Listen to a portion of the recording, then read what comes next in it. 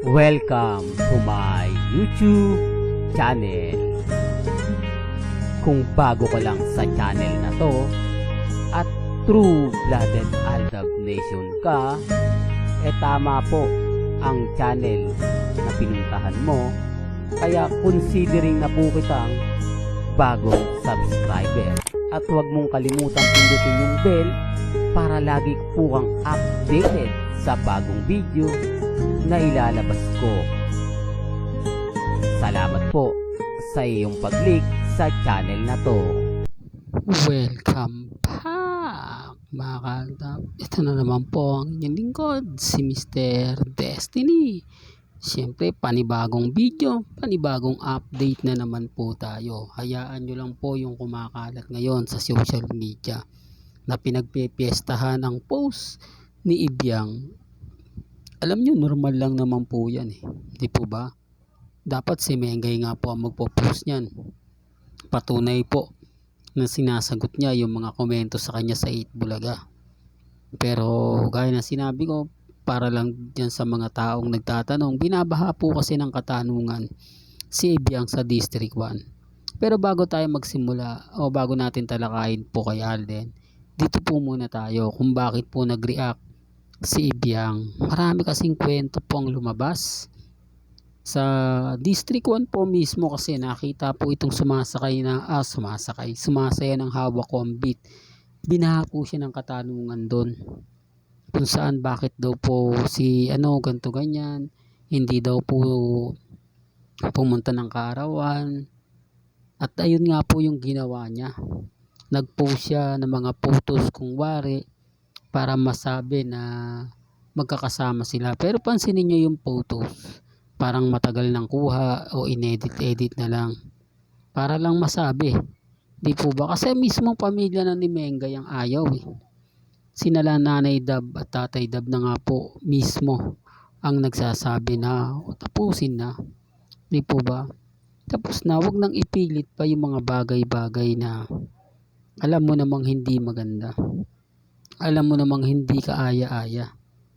Hindi po ba? Lagi ko nire-remind yan at paulit-ulit kong sinasabi yan. Bagamat marami pong issue, maraming kwento, maraming sinasabi, abaya, ayos lang po yun. Normal lang. Sabi ko nga po sa inyo, dito po sa channel ni Mr. Destiny, marami kayong maintindihan kasi tinitignan po natin yan. Binubusisi bawat anggulo, tinitignan kung kanino nga po ba nanggaling at kung bakit nga po ba yan na post sa social media. O at least mga kaaldab, kahit papano, alam nyo na yung rason kung bakit ginawa to ni Ibiang, kung bakit nag-post siya ng mga photos na kung ngari magkakasama. Pero syempre yung iba kino-question din talaga yan. Gaya po natin, normal lang po na mag-question kasi sinasabi nilang ayan, nag-post na nga, kino-question nyo pa. Normal lang po yun. Kasi po pwede naman pong video na lang yung ilabas niya para mas maganda. Video na lang para mas kumbaga panipaniwala. Kasi yung photos, wala eh. Di po ba? Wala kasi parang lang eh. Gawa-gawa lang eh. Di po ba? Iba talaga yung video message. Iba talaga yung video na kung saan nagbabanding moment. Masaya. Sinasabi ko lang po mga kaaldab, yung opinion din po ng mga ilang netizen. Opinion din ng kapwa ko Aldab Nation. Na syempre nag-aantay, nag-aabang kung ano nga po ba talaga yung nagaganap at nangyayari. Sa ngayon kasi mga kaaldab, masayang masaya po ako. Sa ngayon, ramdam mo yung saya at sigla ng fandom. Alam niyo kung bakit? Dito po sa latest post po natin o sa latest video nga po natin mga kaaldab. Baka nyo, na naman to sa isang interview kay Alden Richards, so ambush interview. Hindi niya na kumbaga gusto niyang ibalik ang Aldab. O gusto niyang ibalik ang Aldab Nation para sa mga fans. Nakakatuwa po, nakakataba po ng puso yung mga ganitong bagay na narinig nyo kay Alden ngayon. Bago to mga ka-Aldab, baka sabihin nyo panahon panihan yan.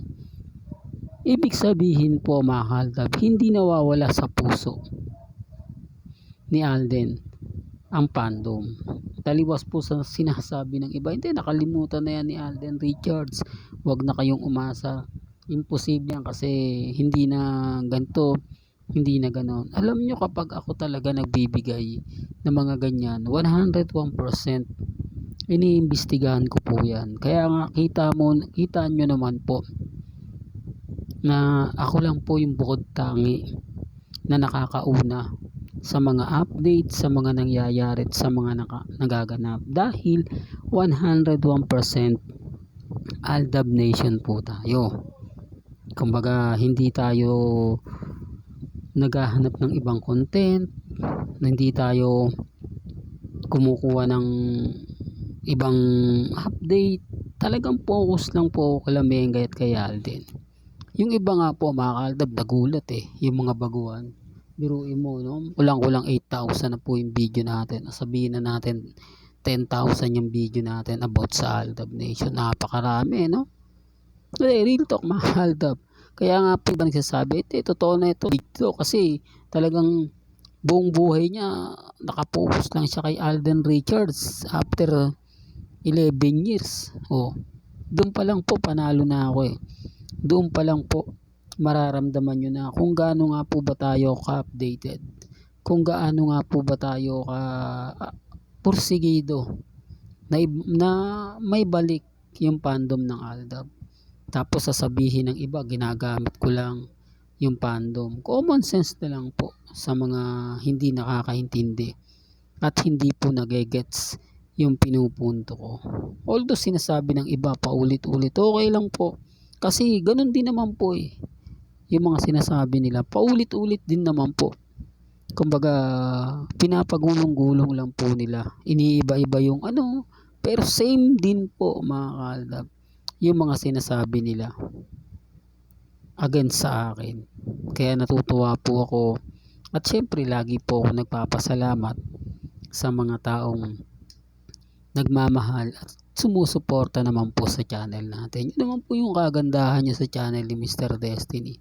At yun din naman po yung gusto kong sabihin, ihatid, lalo na po ngayon na talagang napakaraming mga nangyayari, napakaraming mga kaganapan na kung saan nga po masayang masaya po ako. Masaya ako dahil kahit papaano nakakaramdam po ako ng sigla at saya. Kasi kung titignan nyo mga kaaldab, talagang tayo na po yung panalo di po ba? At least tinulungan pa tayo ni Richard Polkerson. Alam nyo, mabigat na salita to. Kumbaga ang ibig kong sabihin, maraming Aldab Nation po ang napasaya ni Alden sa mga sinabi niya. The real talk to mga kaaldab.